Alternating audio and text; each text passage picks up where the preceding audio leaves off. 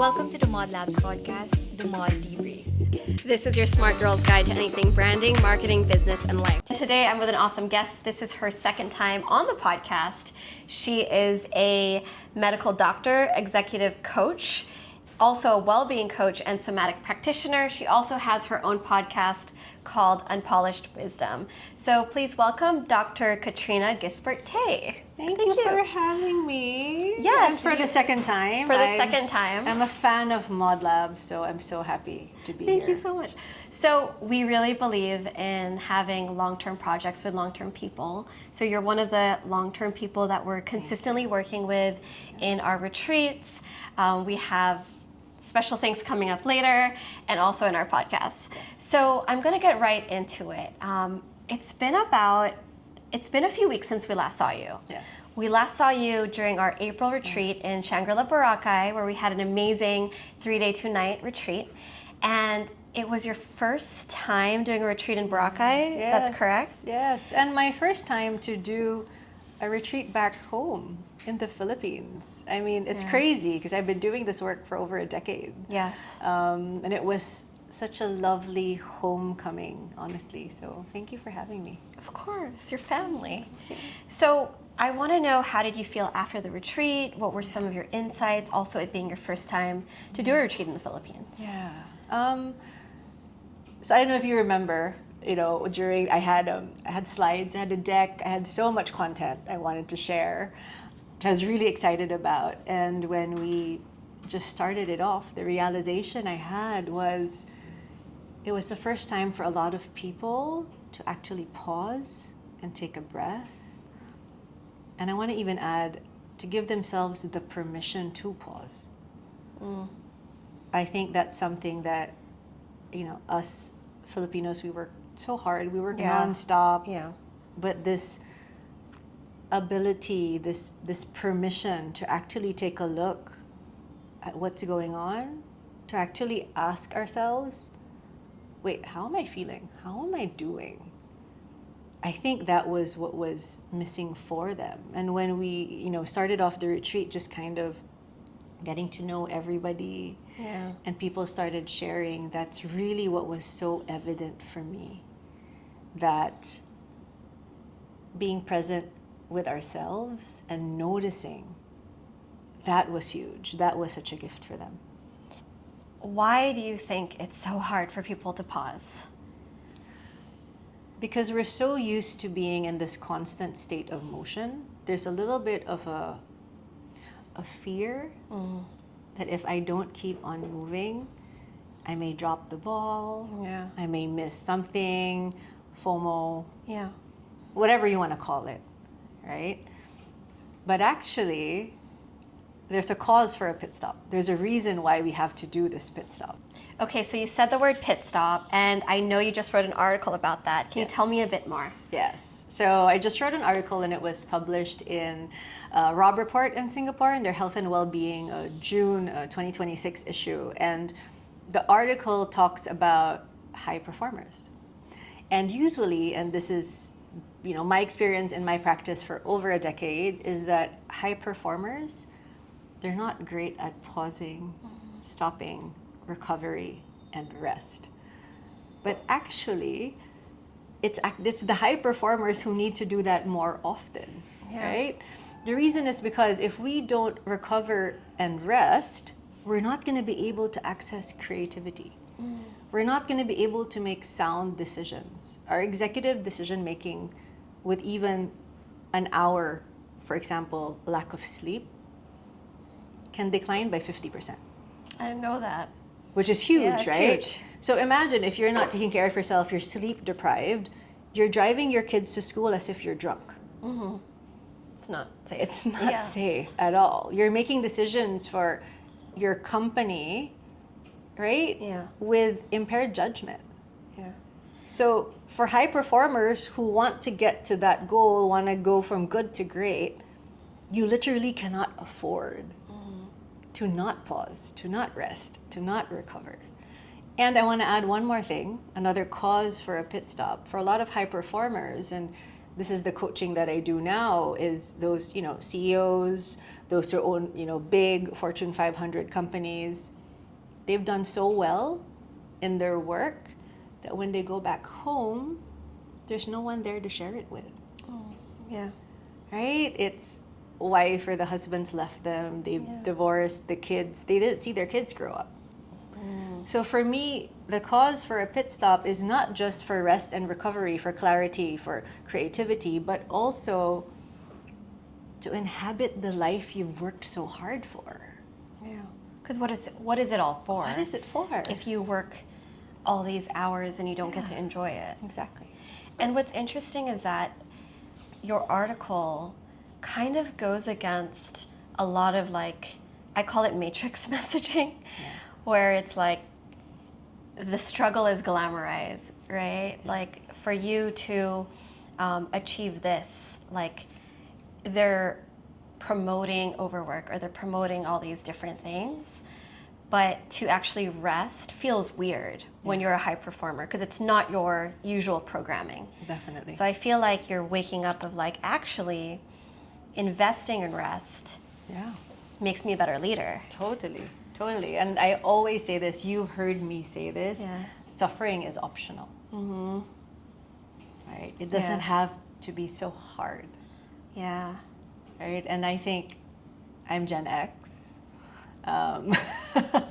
You're younger, so not, but I don't know, I'm 22. in our heart, In my heart. we're 22. In my heart, I me just too. have But life's meant to be hard, Yeah. right? You're meant to struggle. I think what also happened was in mainstream messaging or even growing up, I felt extreme guilt if things came easy. Yes. It was that feeling of, oh my gosh, I got it so easy. Other people I know are suffering, they work harder. And then I started telling stories to myself that I didn't deserve it until I suffered too. Yep. And then I self-sabotaged a lot. Totally. So for me, raising awareness for that programming of maybe it came easy because I was aligned. Yeah. And then when I woke up to curating my life to things that made me feel happy and more aligned, everything manifested so fast. No, totally. And I also felt happy. And I realized the story I was telling myself was I didn't deserve success unless I suffered, right? And that was huge for me when I said, what if I can have fun and be happy all the time and I didn't need to do A before B, No, definitely. right? What Definitely. if I could just have B already? And I want to add, you said the line, right? Which is, I didn't deserve success unless I suffered. Yeah. Would you ever say that to me? No. Right? Never. Exactly. Never. You would never say that to a Yes. friend. So why would you say it to yourself? No idea. Wait, no, really. I was like, why? You would never say that to someone else. And that was a lot also to swallow in terms of, man, I thought I knew positive talk or quieting the inner critic. But my recent journey the last few months was really how powerful the mind is. Oh, and how huge. it can be running a lot of programs you're not really aware of. Yes. Like you think it's normal Yes. until someone else kind of sees you and says, wow, you really believe that's true. Yeah. Shout out to my therapist. That's true. And I want to come back to Yeah. the weekend, which Yes. is actually a lot of the work that we do is to bring up all of these unconscious beliefs. Yeah. It's the operating system, Yes. right? What is the operating system that's been running your life for decades? And is it working for you still? Yeah. Or do you need an upgrade? Yeah. What could be different? I think for a lot of people, there is this victim mentality going on. Myself included, by the way, I say that. This was how I was living my life. It's, oh my gosh, my story, I got pregnant when I was in medical school. It was like really hard and really tough and, all of that whole story. And I could go on and on with that. But actually, when I look back and I see it so differently now, but honestly, what a gift. Yeah. What a gift. I'm 46, proud to be in my 40s, but Yeah. feeling 22. Yeah, feeling 22. Always. Always. But, and my daughter is 23 and my boys are, 19 and 17, and we have such great relationships now. Yeah. And I also, to be honest, I can't imagine myself at 46 having a little baby anymore. Yeah. So I'm just so grateful for these things that have happened in my life, but seeing it through a different lens, a different perspective, and using a different operating system has really shifted my life, and it has shifted my results. And I think that's what's missing for a lot of people. It's a willingness to take a look Yeah. and to say, this isn't working for me. Because for some people, the admission itself of saying this isn't working for me may feel like failure. Yeah. Yeah. Whew, deep breath. Whoever's watching this is feeling the same, so I feel you. Okay, we talked about retreats, and this is something that I truly feel is growing in the Philippine market. Yes. I know it's been around definitely for many, many years, but recently, even when I go through social media, I see more and more retreats popping up, and I'm so proud that Mod Labs is actually part of this movement in terms of really pushing retreats as an amazing space to be able to blend leadership development, personal healing, personal reflection. But there's something that you talked about that I learned for the first time, the concept of the third space. Yeah. So can we talk about this and how it relates to retreats? Sure. So usually there's the two spaces that we have, which is work, which is home. So work is where we perform, and home, yes, you do get to rest and recover, but usually we are also caregivers. So there is a little bit of a performance element to it.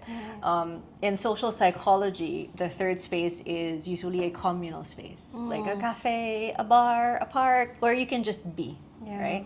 For me, and this is something I'm gonna claim because I think we don't talk about it enough, it's that space between. It's that liminal space, right? Where you can pause and rest and choose again. And that's where I feel Mod does really well, is to provide people with a space to be able to evaluate their life and take a look and just be. Yeah. And not need to be performative. Everything, even social media is so performative. Everything we do, you go out to Rockwell, right? Yeah. And I remember my mom saying this. It's like, you can't go to Rockwell without makeup on. Yeah. Like, but why? I remember I used to live there, and I would go down to the grocery store, and then I felt so self-conscious that I had to dress up, and I'm like, I'm just trying to buy bananas. Like, why is this so stressful? Exactly. Exactly. And that is the space that we provide at the retreat, which is the psychological safety, connection to others who are also willing to be open and are on that journey. What I loved so much, back to your first question about the retreat, was that I felt that the people who were there, they were so special and so curated. Yes. Right? It's like it was meant to be, because everybody's stories were so connected, intertwined, and everybody really learns from each other experientially. So, to tell that story for the first time on the podcast, we were actually very, very, very close to canceling that retreat. Yeah. And I remember we were pushing and forcing and selling and doing everything possible. And then we said a prayer on a Tuesday morning, and we said, you know what? May the right souls find us. Whoever is meant to come to this retreat will be at this retreat, because they will be called to. There will be something that they feel like they want from this energy. And it feels curated, but it also wasn't planned. Yeah. It just feels like we decided to surrender what the outcome would look like and let go. No, completely. And it happened perfectly. Totally. Like, I couldn't have planned like a better group of people who didn't all know each other, but blended. Yes. They were everyone was strangers when they met, most of them. And then as time went on, you could see they started opening up, talking, laughing, crying, all of that. No, everything. And it's here with the work that I do with Maud, we do of course have prepared content. I'm a recovering perfectionist, so they know how I work. I prepare a lot, but it's also being willing to deal with whatever comes in the room. And I think that's the dance. Yeah. That's the dance of it, and the beauty of organically learning from each other. Yeah. And allowing, so that permission. Yeah. Yeah. And like, I'm a recovering perfectionist too. So can you imagine like the pressure I put on myself and then the voices of standards, right? Yeah. And I was also afraid that if this retreat didn't push through, we would be a failure. So those thoughts were also coming up while you're trying to push self-compassion. Yeah, no, on a for retreat. sure. So it's interesting that sometimes we know it, but to practice it and remind yourself. So different. Right? It's Very different. So I'm going to turn the tables around. Let's because go. in the retreat, the Maud girls are not spared from my questions. Yeah, we weren't. And so, if you're okay to share, what came up for you? What came up for me was, I definitely had a big shift the past 3 months. And I feel like what really came up for me was I was intensely living according to rules that I didn't sign up for. And I did everything right. It's kind of like, you did everything right. And I like, how come I'm not happy?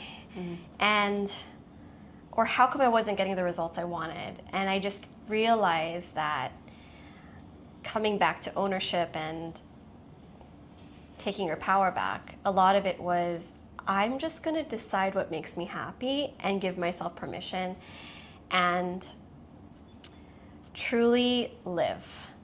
Because I wanted every single moment to feel like I was alive, versus my programming was, I'll have a vacation after I've done this. I'll buy myself this after I've done this, right? And it was going back to what we said earlier in the podcast. I must do this to get this. I must do A to get B. And lately, I've been living in alignment with what gives me joy. So small things like, if I want a matcha right now, I'm just gonna have it. If I wanna rest and sleep now, I'm gonna sleep. And I feel like my energy levels have shifted because I don't feel like I need to suffer to get a reward. I can just enjoy my life now. So that was a big shift for me when I remember it was our closing circle and everyone was giving a takeaway, and my takeaway was really, I wanna live now. Like, I wanna live now. And that was the shift for me already for my weeks after the retreat. And I can totally see it. Like on your socials, on your, we've been spending time together. Your energy is so different. You look amazing. Thank you. Right, and I'm so thrilled that. Can I go back to that? Sure. About just okay. As women, sometimes we buy a lot of beauty products, and I'll save it for this day. Okay, I've decided I'm not saving it for anything. I'm gonna use the best creams, the best perfumes today, because today is the best day of my life. Yes. So far. No day but today. So thank you for saying that, because my beauty counter has been well used. And yes, and I feel like it's something that I'm rewarding myself with today versus like you buy perfume and you're like, I'll save it for my birthday or Christmas or this. No, girl, you can have that expensive perfume right now. Totally. That shifted also in terms of how I decide to enjoy things. Yes. So it's, for me, if I could interpret that, Okay. it's also you stepping into your power, Yes. which you've always had. But I think you haven't really given yourself permission to step into. Okay, so I want to talk about that Let's talk because I felt fear at the thought of power, right? And I know that's something we're going to talk about in our retreat. Why do you think, myself included, there's a fear around holding power, receiving power, stepping into your power. Psychoanalyze me. This is free therapy for me. Y'all get to watch. Yes. No, so I want to go back a little bit to how do you define power? And I want to add to that, how did you define success? That's like a deep question. Yes. I feel like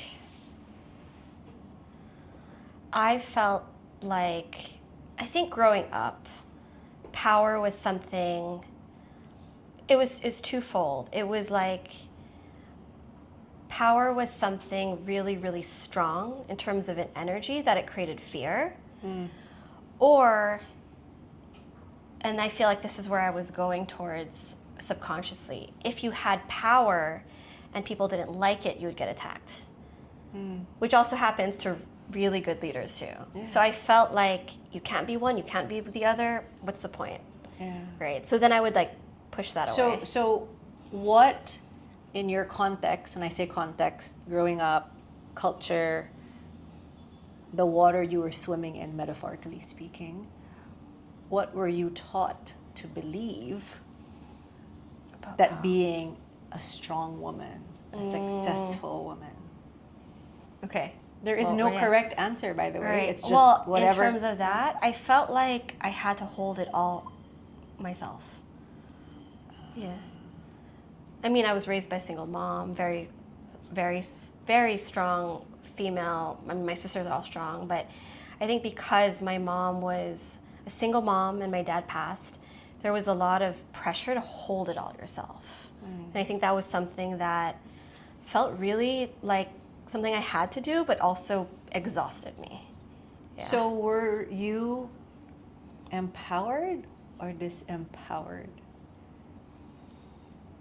By the thought? Yeah, what Oh, was yeah. the norm? Like, because you said I had to hold it all in, I had to hold myself, I had to raise myself, I had to take care of me. So then what? What was the overriding feeling, emotion growing up then? I think anxiety. Yeah. Because I was always thinking of things ahead and feeling like I had to be responsible for it. Yeah. Yeah. And so let's take that context of anxiety coming from a lot of anxiety growing up, bringing that into the next stage, your power. What did that feel like? More power was more anxiety. Yeah. Pretty much. It's like the more power to hold was just so much to hold alone and figure out by yourself. Yeah. Yeah. Yeah. And how have you rewired it? Something I've been practicing is asking for help Yeah. and leaning on our team, not trying to do it, not trying to save the day. And I think before I always felt responsible to save things. And now I'm really in my communication era Okay. of my life, of like, I'm gonna be more open about what I go through because I can't hold it all alone anymore. Yeah. And what's so interesting is what you just said, which is, I'm in my communication era, I'm going to step into my power, I'm actually going to ask for what I need for support versus bludgeoning through it, Yeah. right? Is for me actually the topic of our next retreat, Yes. which is the sacred authority, Yes. right? And for me, sacred authority comes from the Latin auctor, to author, right? As an originator, to create. It's this ability to redesign, to actually name, and to actually call upon yourself as the creator of that power, coming from within, rather than waiting for somebody else outside of you to tell you. So leadership and sacred authority, let's talk a little bit about that, right? Because a lot of the people that I coach are leaders. In leadership, there is an element, a huge element of I need to control, right? I need to control the outcome. And usually that control, as a leader will come from a badge, from a title, from an organizational chart, or a Fortune 500 company that has a big name, right? But for us, when we talk about sacred authority and leadership, it really is about leading yourself from within. When you have sacred authority, there is a genuine, authentic steadiness to you. A steadiness to you that you can really feel the essence of it, which is very different from confidence, right? Confidence can be performed. You can perform, you can be taught confidence. Let's talk about that, right? But when you come into a room and you're so regulated, you're so sure of yourself, right? You can say to a team, guys, I made a mistake. I'm sorry. Think about it. The best leaders aren't the ones who make no mistakes at all. They're perfect. They're the ones who are able to say, I got it wrong. I apologize. Let's do it again. Absolutely. I think there's more respect also because they, like when I talk to leaders, I remember I had a really good leader in a former company, and when he would talk like that, it made me respect him more because I felt like he was honest. He wasn't performing. He was just being an honest person to me. He was just being real. Right? And there was, did you feel somatically that like he was so self-assured? He didn't need constant validation from the outside in order to prove his worth. He was just a really good role model in terms of it's okay to fuck up. Let's just move on, right? Like, let's learn from it and then move on. But what I liked is that mistakes weren't punished forever. And there wasn't this culture of dwelling in shame over a mistake. A lot of the accountability he showed us and our team at the time gave us permission to just be human, and then we learn. So that was such a great role model. So in our last retreat, we really got into the concept of somatics, and you showed us this practice called TRE. Can you explain what is somatics and what is TRE? Okay, so somatics or soma is the body, so pertaining to the body. It's looking to the body also as information. There's so much data that it can give us. For a lot of people, myself included, before I got introduced to this body of work, we live from the neck up, right? We look at our bodies as beneath us, as if we are brains on sticks, right? But actually, so much of how we show up in the world, so much of the results that we get is related to not just how cognitively we think about things, but how our body reacts, our nervous system regulation, for example, right? And do we pay enough attention to that? And do we integrate, right, our cognitive sense, our brain, with our bodies? Because I don't know if you've heard this too, but there are also neurons that live in our gut. No, I haven't heard that. Oh, I didn't know that. So there are neurons that live in our gut. So when they say, what's your gut telling you? Right? Interestingly, there actually is... They're really talking to you. Exactly. They're really talking to you. No, what I found so interesting is really my body will tell me who I feel safe with. And this was everything from our last retreat. My body felt so safe. But also, there were some previous people we were talking to with Mod Labs to maybe be a client, and my body was giving me that signal that it wasn't safe. So couldn't really explain it logically, but we kind of knew to shift away. So I didn't study the science of it, but I could feel it already in terms of the spider sense. Yeah. The spidey sense The is spidey strong sense, with yeah. everyone, with Yeah. everyone. And back to the TRE, which we did. So TRE is a method created by Dr. David Berceli. So he's a doctor who studied about nervous system regulation. And what he noticed, first out with animals in the wild, right, is, this deer who was being run after by a lion, right, and narrowly caught. You can see this, like, imagine a National Geographic kind of context, and the deer didn't get caught, right? So the lion walks away after like a chase, and what happens, and they see, is that the deer starts to shake. They're tremoring, and then they started to notice this as well with humans.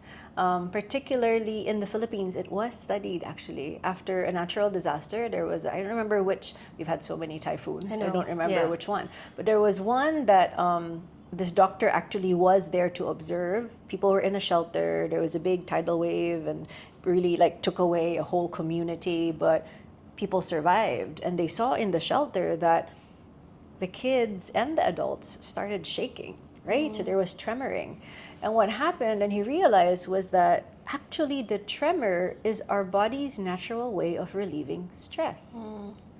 And the kids, the little kids, when they started tremoring, they continued to tremor because they're kids and they just like don't really think about it. They're like, my body's doing this, we just let it be. But the adults, when they were shaking, they made themselves stop. They controlled it.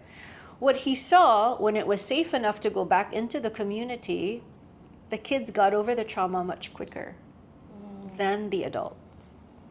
And so what's very interesting for me, and I've been practicing TRE for a decade now for myself, is that if we're not able to go through the stress cycle somatically through our bodies and get out of that emotional tunnel by shaking it off, we're going to keep it in our bodies, and it will manifest as back pain, migraines. For me, it was migraines. I've suffered from migraines since I was 15 years old, and it was only when I did TRE that instead of having one migraine a month, I only have one or two a year, and I'm not on any medications. So which was huge. And the realization for me was I was just holding so much in, and I didn't know that. Yeah. And I feel like a lot of leaders can relate because work is stressful with financial targets, investor meetings,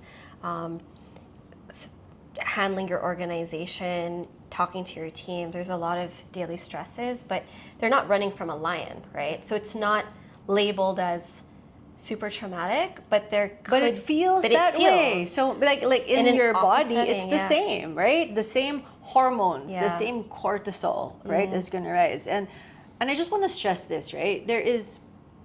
Want to stress that there is nothing wrong with stress. Yeah. Okay?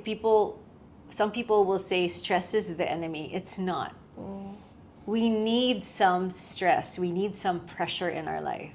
The question is your stress chronic? Are you living at such a high level of stress with chronic stress hormones for such a long period of time? The trick is, can you come up with a high level of stress and recover quickly and then do it again? Right? So for a lot of high performers, they're not able to come down. Yeah. And it's really about guiding the body on how to let it go, right? Totally. Which we've experienced in the retreat. Which surprised a lot of people. Surprised a lot of people because it was really understanding your mind-body connection and strengthening that relationship. Totally. And I think it's also back to permission. It's allowing your brain to shut off the controlling and allowing your body to do what it needs to do to heal itself. Yes. And going back to what we said, performative, I think there was an element of self-consciousness that I know I was feeling, but then pushing that aside and being, I'm not here to perform for others. I'm here to let my body be and release and then just let it go. Yeah. So I think that was also something I realized of like, oh, what will people think of me shaking, right? But then moving that aside and then just saying like, no, this is for me. Yeah, for sure. All right, so when it comes to the concept of power, holding power, and really diving deep into these beliefs, what does it look like for someone to take their power back? That's so interesting. Well, I want to start with, how do people give away their power? Okay, let's start with that. Let's start with that. And I think it happens quietly and politely with ignoring your gut, ignoring what you want, ignoring what you need, saying yes when you mean no, right? Not giving yourself the permission to rest, to stop, right? It's outsourcing also our worth to the next validation, the next like, the next promotion. It's not acknowledging that actually all of this that's happening on the outside, right? Does it matter? Yeah. Truly, does it matter? Yeah. And if we go back to the operating system model, what's running you? Are you running your life, or is your life running you? Yeah. And this consciousness shift that's happening, and I'm loving seeing, again, more of these retreats, these workshops, everything coming up. I feel like when people are aware of their operating system, it kind of shakes their identity. Oh, yeah. Which brings me to my next question on reinvention. Yes. And reinventing identity. What's one belief about success or identity or reinvention that you wish more people would challenge? Yeah. I think a big one for me, let's take success first, is that success happens linearly. That you should go from Vicky V1, V2, V3. Actually, sometimes you're going to regress. Yeah. Sometimes we're going to fall back. Sometimes we're not going to shift for a long time. And that's okay, right? Yeah. There are also some people who say, and I've had friends tell me this actually, which is, and I don't think they mean this as a compliment, which is, oh my God, Kat, you've changed so much. And my reply to that is, hell yes. Like, I hope I have. I hope I'm not the same person I was at 15. Yeah. Right? So for me, back to your question about reinvention, reinvention is just authorship in motion. Oh. Authorship in motion. It's, you can decide today. Yeah. What's your narrative? Who do you want to be? What do you want to create? Yeah. And that's a lot of what we're going to unpack too in the retreat. Yes. And I think, because I've done this, there's many versions of me at this point at 46. It's hard to do that on your own, right? Get some support. Have a crew with you. Have people with you to navigate this reinvention, this upgrade, as we call it. Because, like I said, suffering is optional, right? You don't need to do this alone. Absolutely. Okay, so some rapid fire questions, which still are deep to me. Oh, fantastic. What is your definition of true rest? Oh, it is not the absence of work. I think a lot of people think that, like, I'm going to have a spa day, right? That's fine. True rest for me is the absence of performing. Whew. Felt that. Yeah. What is one way to try to claim your authority every day? I'm still trying this because I am so used to being the good girl and the people pleaser, is to finish a sentence without softening it. So what do I mean? To say no and not adding in, I'm so sorry. Yeah. To say no because I'm not going to do it. And not to need to explain to anybody why I'm not doing it. Yeah, period. What has slowing down taught you? Ooh, that's a hard one. That's a big one for me. What slowing down has taught me is that a lot of my urgency was borrowed. The emergencies, the priorities, when I was rushing, the reasons weren't mine. It was for other people's convenience, right? And I'm not saying we live in a society, we live in a community. Of course, it matters that you work with other people, but do you also pause enough to notice, why are you living in such constant hurry? Why are you in so much anxiety? Yeah. What's going on? For the sake of what? I love that question. For the sake of what? Love that. All right, and last, what is your favorite third space? Oh gosh. The place where I'm not, and the space where I'm not performing is when I'm painting. Love that. So I am a very amateur painter. I don't think I'm great at it, but it doesn't matter, because when I'm painting, and I do a lot of acrylic flow paintings, I never know, that's it, right? I never know what's gonna come up, and I'm not showing it, in a gallery. It's really just for me. And sometimes I reuse canvases, because I'm like, it doesn't matter. And that's the space for me where I'm able to let go of everything else and just let my mind and my creativity flow. And for nothing. I love that. Just for the sake of being. Yeah. Awesome. Okay, so to wrap, everything we've talked about was so juicy and so deep. And this is just a teaser though, mind you. So we're so excited to announce that we'll be having an online webinar this July 22 called Sacred Authority, Becoming the Author of Your Life. You can get tickets on modlabs.com. And we're also announcing that we'll be having our retreat called The Weekend this upcoming October 2 to 5. You can also get your tickets at modlabs.com. And if you want more details on what's going to happen, also check out modlabs.com. So that's it for today's episode. Again, you know where to find us, modlabs.com. Thank you again, Dr. Kat, for being our guest for the second time. And I hope you guys like this episode. Have a good day.